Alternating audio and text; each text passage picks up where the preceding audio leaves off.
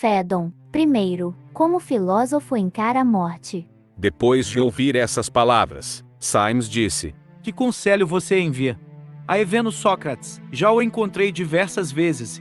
Pelo que notei, não obedecerá de bom grado a teu recado. O que você diz?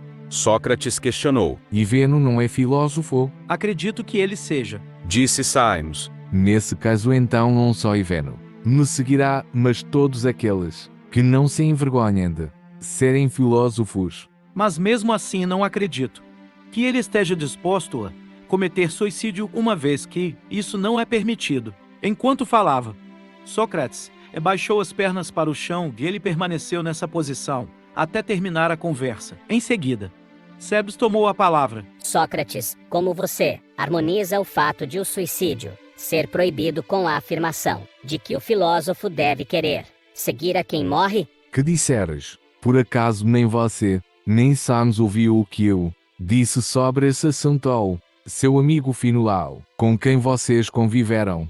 Sobre esse assunto, Sócrates, nunca ouvimos nada muito preciso. Respondeu Cebes. Na verdade, tudo que eu sei foi o que escutei por aí, Disse Sócrates. e nada impede que eu ensine a vocês o que aprendi.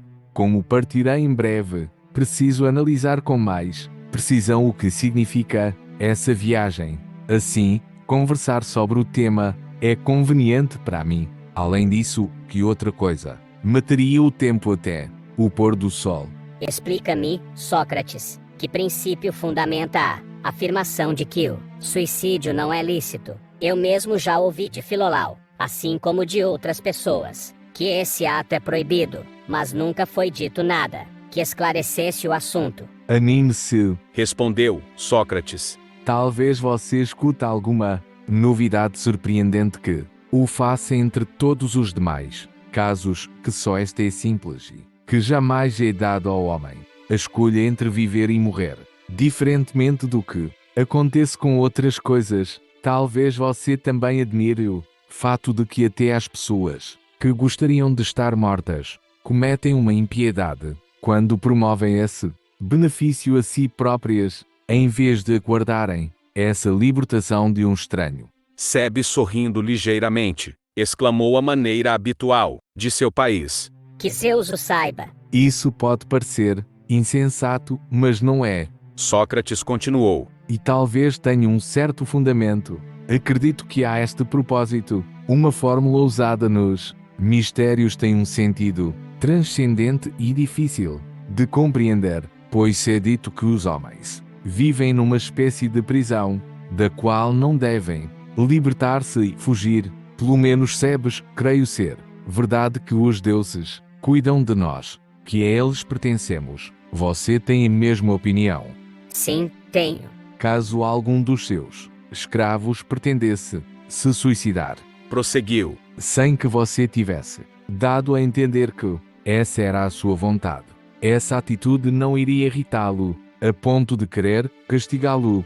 Sem dúvida. Disse Cebes. Considerando esse aspecto, talvez não seja absurdo afirmar que ninguém deve partir da vida sem que a divindade envie uma ordem formal, justamente como ocorreu comigo.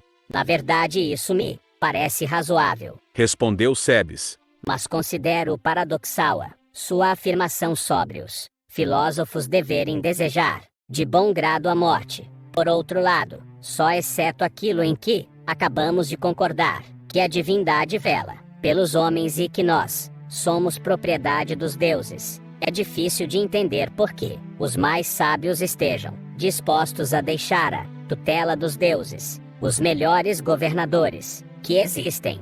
Ninguém pode acreditar que um homem entregue a si mesmo possa cuidar melhor de sua própria pessoa.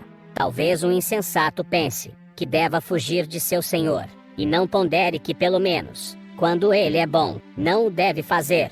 Pelo contrário, deve permanecer o máximo possível sob a sua tutela, pois de outra maneira agiria mal. Já o homem sábio deve desejar conservar-se sempre na convivência de quem é melhor que ele. Por isso, Sócrates, no contrário do que você falou é o razoável. Os sábios devem indignar-se contra a morte e os insensatos alegrar-se com ela. A perspicácia de Cebes pareceu contentar Sócrates. Olhando para nós, ele falou: Cebes nunca se deixaria convencer facilmente. Anda sempre em busca de objeções. Mas eu também acho que o que ele expôs não está totalmente errado. Afinal, que razão os homens verdadeiramente sábios poderiam ter para se desligarem de senhores melhores do que eles e se libertarem? Segundo penso, objeção é destinada é a sua resignação, Sócrates, essa facilidade que você demonstra em abandonar a nós e aos bons diretores dos deuses. Vocês têm razão. Respondeu Sócrates. E caso não esteja enganado, com relação a este ponto, é necessário que eu me defenda como em um tribunal. Isso mesmo. Respondeu Símias. Muito bem, tentarei defender-me na presença de vocês, Tornou Sócrates. de uma maneira ainda mais persuasiva do que diante dos meus juízes. Tenho certeza, Símias e Cebes, de que agiria mal se não me indignasse com a morte, caso não tivesse plena razão, que vou para a companhia de Deus e sábios e bons, e para junto de homens, que morreram e são melhores do que os daqui, mas saibam desde já que tenho esperança de ir para junto de homens bons, se bem que não tenho como garantir, contudo, que hei de ir para a companhia dos deuses. Isto é, se de tais coisas alguma se pode garantir, é este o motivo que impede minha revolta. Tenho a doce esperança de que exista alguma coisa além da morte, e que, segundo uma antiga tradição, ela é muito melhor para os bons do que para os maus. O que você diz, Sócrates? Interrogou Símias. Essa opinião estava guardada em sua alma e você pretendia partir sem nos comunicá-la. Acredito que se trata de um bem que nos é comum. Fale, e se a sua exposição for convincente, isso significará que você justificou essa atitude. Eu me esforçarei, Disse Sócrates. mas antes escutemos o que Quire a longo tempo quer dizer. Que outra coisa poderia ser? Que não há aquilo que vem, repetindo a tempos o encarregado de lhe dar o veneno. Você deve falar o menos possível, porque falar demais, conforme ele pediu para lhe avisar, produz um calor que contraria a ação do veneno. Os condenados acalorados por discussões tiveram que beber o veneno 2 ou até 3 vezes. Sócrates respondeu. Deixe que ele diga o que desejar, que prepare uma porção grande de veneno para, o caso de precisar, tomá-lo 2 ou 3 vezes. Não esperava uma resposta muito diferente. Disse Criton. Mas há muito tempo ele não me deixa em paz. Não dê atenção para o que diz. Repetiu Sócrates. E agora, meus juízes, quero expor a vocês quais são as razões que presentemente me levaram a julgar que o homem que dedicou a sua existência à filosofia deve ter o ânimo no momento da morte e esperança de adquirir além, depois de morrer, uma felicidade única. Procurarei traduzir provas, Símias e Cebes, para que vou tentar expor-lhes a única tarefa de quem se dedica à filosofia propriamente dita, é morrer e estar morto. Os outros homens talvez não percebam.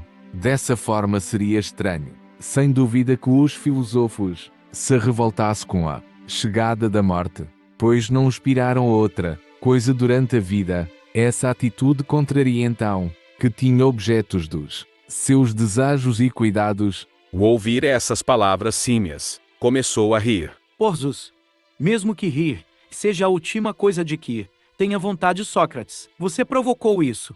Pois, presumo que a maioria dos homens, ao ouvir argumentar dessa maneira, pensaria que com toda a justiça se fala contra os filósofos, e o habitante do nosso país concordaria plenamente que eles, na realidade, suspiram pela morte, que sem dúvida é só que merecem. E nisso teriam razão, Símias, exceto naquilo que sabem, porque para eles é desconhecido como verdadeiros filósofos suspiram pela morte como a merece, e que espécie de morte se faz merecedores. Mas falemos em relação a nós. Se nos ocuparmos dessa gente, em nossa opinião, a morte é alguma coisa?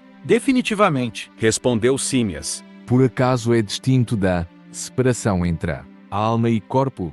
Não é isso que se chama estar morto? O corpo existir de lado em si mesmo separado da alma e do outro alma existirem, si mesmo separada do corpo? Ou a morte é diferente?